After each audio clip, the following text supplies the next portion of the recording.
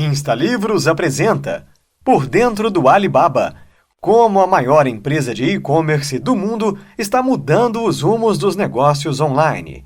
Porter Ehrisman. Jack Ma era apenas um professor de inglês que sonhava em ver o comércio eletrônico crescer na China. Jack se tornou um dos homens mais ricos do planeta, dono do maior e-commerce do mundo. Em Por Dentro do Alibaba, o autor conta tudo o que vivenciou durante o tempo em que esteve na empresa como vice-presidente de Relações Públicas. Porter nos traz uma história incrível e cheia de ensinamentos. Os primeiros passos de Jack Ma. Jack nasceu no dia 10 de setembro de 1964. Viveu sua infância em Hangzhou, na China. Ele era curioso e esperto. Tinha o hábito de ir de bicicleta ao Lago do Oeste todos os dias para conversar com estrangeiros.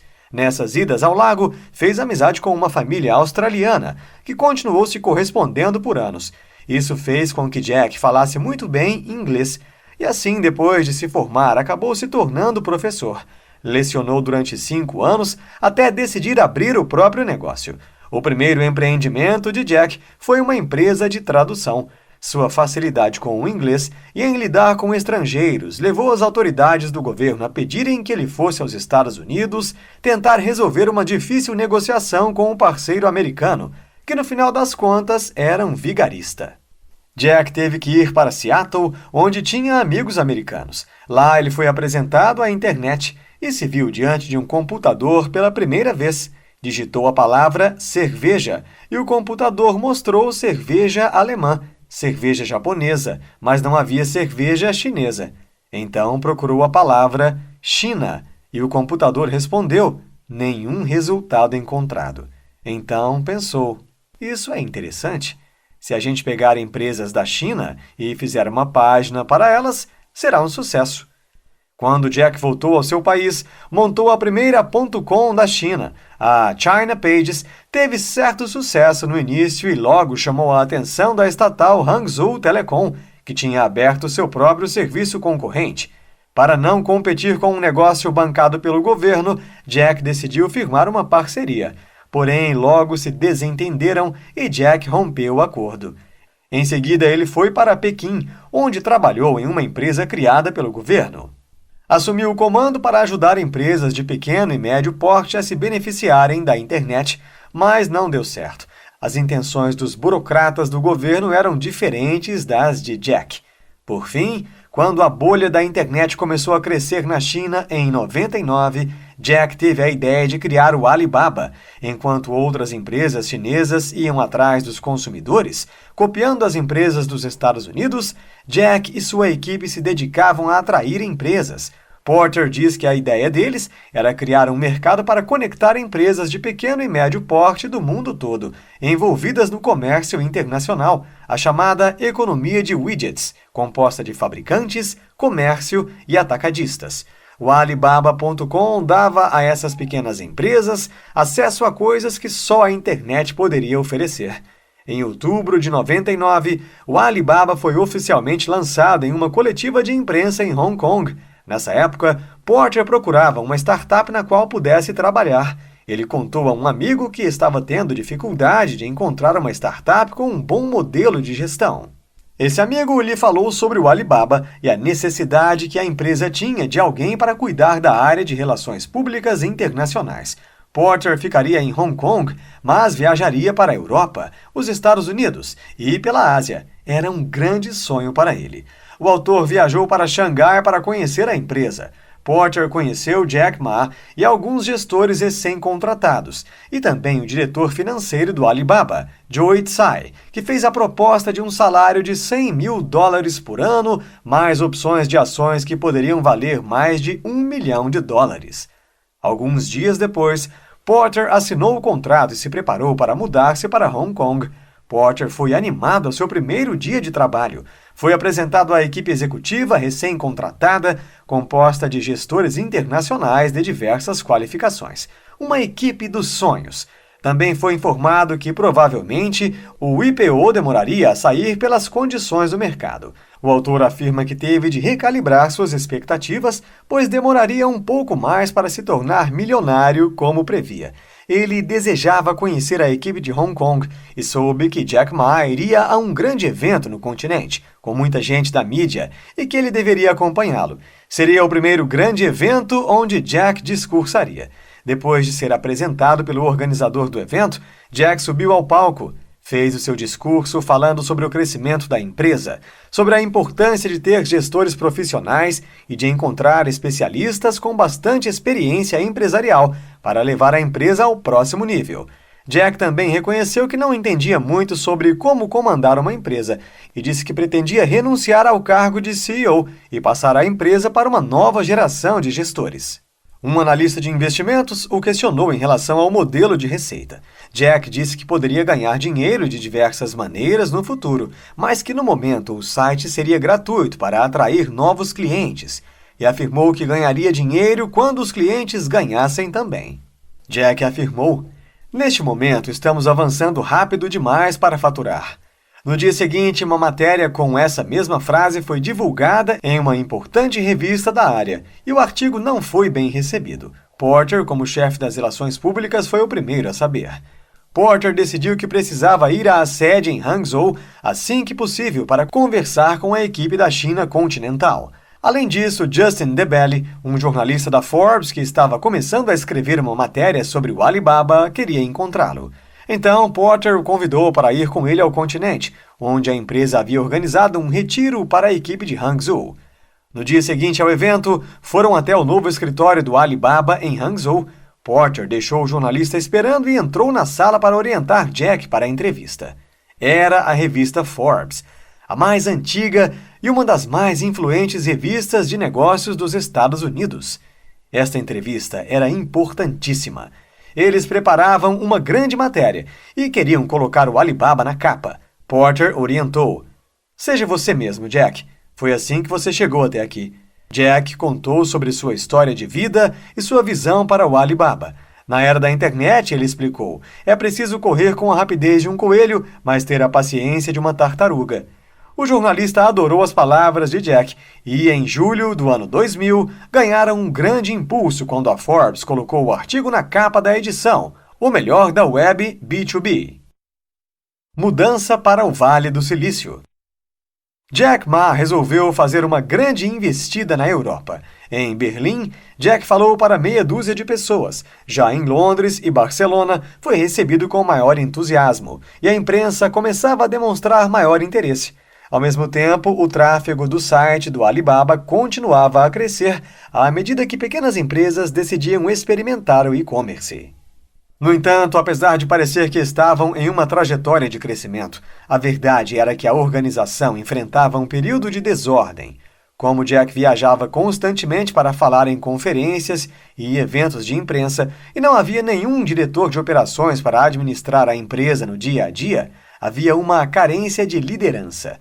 Porter diz que em meados de 2000, os gerentes de estratégia da equipe de Hong Kong convenceram Jack de que, para construir uma grande plataforma de comércio global, o Alibaba teria de transferir as operações do site de Hangzhou para o Vale do Silício. Os gestores achavam que, para criar um site em inglês para o mundo inteiro, precisariam ir até onde as pessoas qualificadas estavam. Assim, Jack anunciou à equipe que transferiria o site em inglês do Alibaba da China para a Califórnia. Jack disse: "É a decisão que precisamos tomar. Pode ser a decisão errada, mas eu sempre tenho uma coisa na cabeça. Na era da internet, uma decisão errada é melhor que nenhuma decisão." A decisão foi apresentada e indicava a globalização do Alibaba, mas acabou se provando um desastre, e a empresa despencou em queda livre. As diferenças de fuso horário, a distância e o idioma dificultavam demais a comunicação entre as equipes. Porter diz que a empresa estava em crise e algo precisava ser feito. De volta para casa.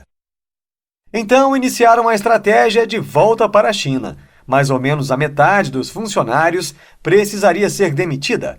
Porter diz que, para sua surpresa, muitos ficaram mais tristes por ter de deixar o Alibaba do que preocupados com o fato de estarem perdendo o emprego.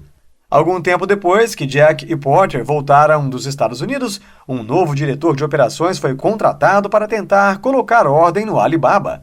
Era Savio Kwan.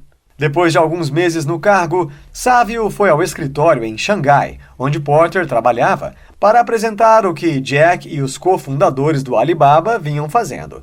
Eles elaboraram a missão, a visão e os valores do Alibaba. Missão: facilitar a tarefa de fazer negócios. Visão: ser um parceiro para todos os negociantes. Valores: paixão, inovação, ensinar e aprender. Franqueza, simplicidade, trabalho em equipe, foco, qualidade e o cliente em primeiro lugar. Savio informou que os valores eram fundamentais e que todos seriam avaliados com base neles. Assim, teria um novo sistema de contratação, avaliação, promoção e demissão de pessoal. Além disso, anunciou que teriam 2 planos de carreira, um para as pessoas que gostariam de crescer como gestores e uma trajetória de especialização para os especialistas também poderem avançar na empresa. O passo seguinte foi anunciar um programa de treinamentos. Porter diz que enquanto tentavam encontrar um jeito de ganhar dinheiro, notaram uma tendência interessante. Na primavera de 2001, a equipe de vendas decidiu se concentrar em um produto lançado como piloto, com o nome de China Supplier. Por cerca de $2.000, um exportador na China recebia um perfil mais bonito no site, podia mostrar mais produtos do que um membro não pagante e era exibido com prioridade nos resultados de buscas no site. Logo, perceberam que não bastava aos clientes ter um anúncio pago no Alibaba. Os compradores precisavam de alguma garantia de que a pessoa com quem estavam negociando era confiável. Então, lançaram um serviço chamado Trust Pass. Para conseguir a certificação Trust Pass, a empresa precisava passar por um processo de autenticação e verificação, que era feito por terceiros. O lançamento do Trust Pass marcou um avanço revolucionário para o Alibaba. Com o novo produto, finalmente entenderam que o que impedia as pessoas de fazerem negócios na internet era o problema da confiança. Sendo assim, exigiram aos clientes do China Supplier que também se submetessem à verificação do Trust Pass. Era uma boa justificativa para começar a cobrar dos clientes. E a China Supplier finalmente tinha um produto que parecia viável. Então, começaram a divulgação. Nos eventos voltados aos membros do site, Jack dava uma palestra sobre o futuro do e-commerce, explicando de que maneira as pequenas empresas poderiam se beneficiar disso, e em seguida, Porter falava das atividades do Alibaba no exterior. O autor diz que a cada evento, a imprensa local noticiava o movimento que o Alibaba estava criando e, um a um, convenciam os negociantes da China a utilizarem a internet. Por volta do final de 2001, Jack chamou Porter para uma conversa. Disse a ele de forma delicada que todos os gestores sêniores haviam cortado o salário pela metade e que seu salário atual era o maior de todos, dando a entender que se tratava de um valor insustentável. Ou seja, Porter ganhava mais do que o próprio CEO da empresa. Conversando com Savio, o autor concluiu que seu alto cargo de marketing e relações públicas não era tão necessário naquele momento. Savio concordou e sugeriu que se mudasse para Hangzhou para comandar as operações internacionais. O autor disse que não estava pronto para outra mudança. Além disso, tinha o sonho de passar 1 ano viajando pelo mundo. Então, sugeriu tirar 1 ano para realizar o sonho e depois retornar e ver se a empresa tinha uma função maior para ele.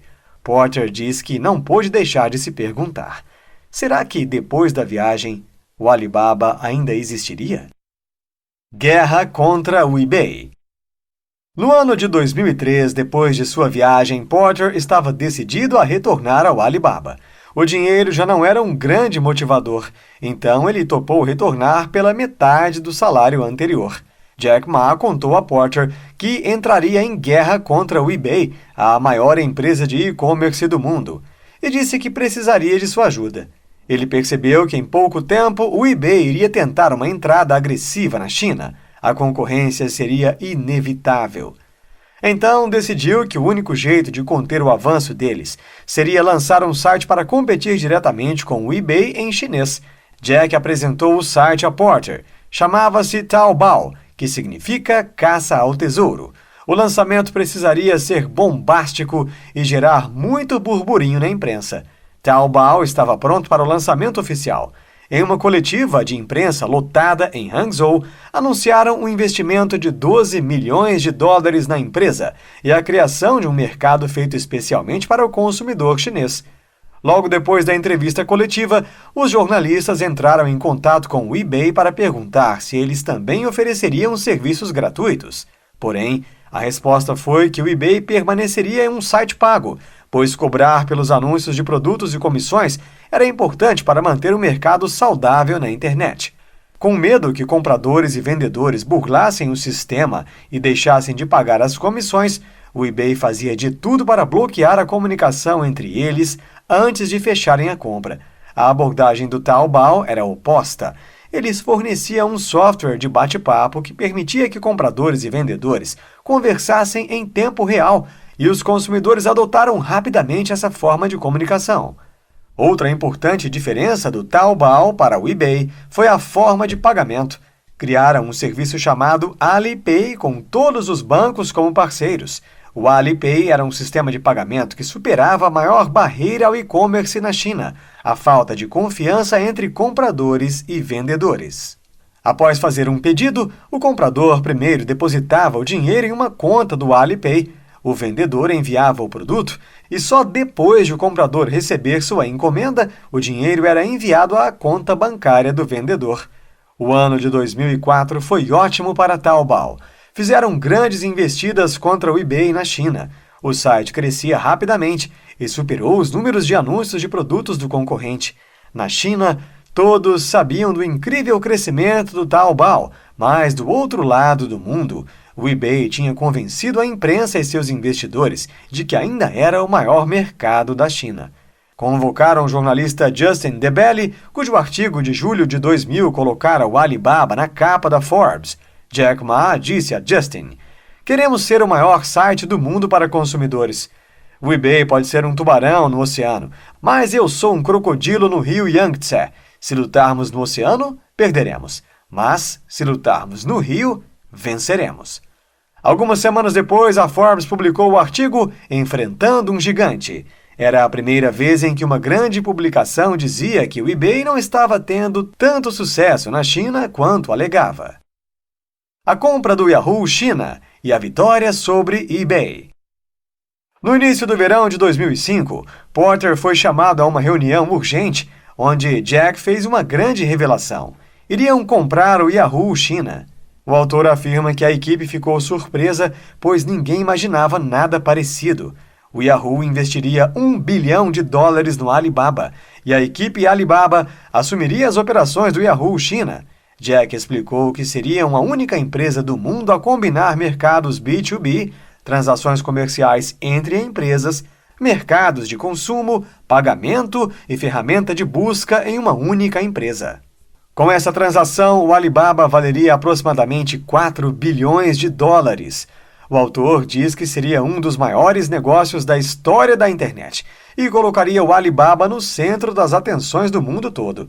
No dia 25 de outubro de 2005, semanas depois do anúncio do acordo com o Yahoo, deram uma entrevista coletiva em Pequim para anunciar o relançamento do Yahoo China à imprensa chinesa. Jack desejava usar a mesma estratégia que usara com o eBay. Queria dar a entender que se tratava de uma batalha entre o Yahoo China e o Baidu. Se entrassem em uma guerra de palavras contra Baidu, poderiam direcionar o tráfego para a ferramenta de buscas do Yahoo China. Porter disse que, diferente do cenário neutro anterior, agora administrava um portal que incluía notícias, informações e serviços de comunicação, como bate-papo e e-mail. Para ele, o mais preocupante era pensar no papel que exerceria em uma empresa que agora tinha um portal que devia se adequar às leis chinesas em relação à privacidade e censura. O autor acompanhou Jack a uma reunião com Wang Guoping, secretário do Partido Comunista de Hangzhou. Era considerado o indivíduo que realmente detinha o poder por lá. A reunião foi um sucesso e conseguiram o apoio do governo.